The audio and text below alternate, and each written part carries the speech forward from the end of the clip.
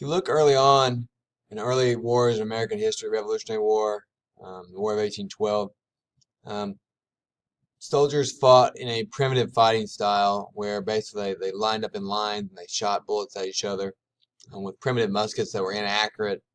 But with the onset of the Civil War, a new bullet called the mini ball caused a lot more destruction and death. They were far more accurate. They spun in a more cylinder fashion, which allowed them to, instead of just spinning randomly, with rifling and grooves on them and rifling and grooves in the guns. They were much more accurate at long distances. They spun faster. They traveled at higher speeds. And the soft lead of the bullet would smash and expand into bone on impact, um, causing miniature explosions with shrapnel of the bone on impact. That combined with infection that could be spread by the bullet and no way to stop the infection, and with devastating impact of the bullet, is the reason why people died by the thousands during the Civil War, because the soldiers kept fighting in the same way they always had. They lined up and charged each other and shot each other over open fields, and with the accuracy of the bullets, instead of the bullets missing, many more hit and they did much more damage. And the result of these old fighting styles combined with new technologies was devastating for thousands of soldiers within the Civil War. And nowhere was it seen more so than at Antietam. This was on September 17th of 1862. The Confederates head into the North, looking to win a major victory in the North to gain momentum. Maybe they got a little bit overconfident as their defensive strategy was working very well. They went into the North. Robert E. Lee divided the army. Half went with Stonewall Jackson, half with Robert E. Lee.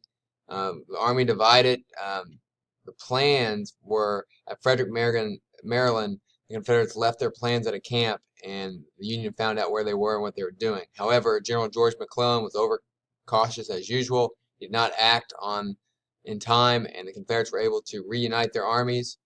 And the two fully strong armies, the Union Army of the Potomac and the Confederate Army, meet in a series of cornfields in Antietam, Maryland.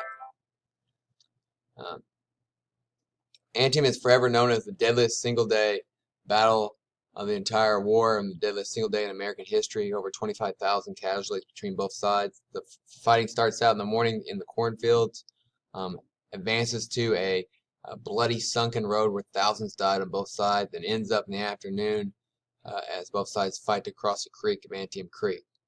The day was a complete tragedy. It was a slight Union victory as they stopped the Confederate advance.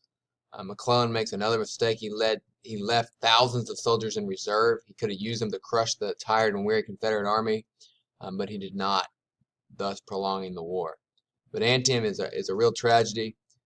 Fierce open field fighting, high death toll. The early attacks through the cornfields were up here, beginning of the day in the early morning, and it progressed to the sunken road between the fields where the fighting got even more intense, and then it finished right here in Antietam Creek, Burnside's attack across the creek. It was a real tragedy the entire day and the deadliest single day of the war.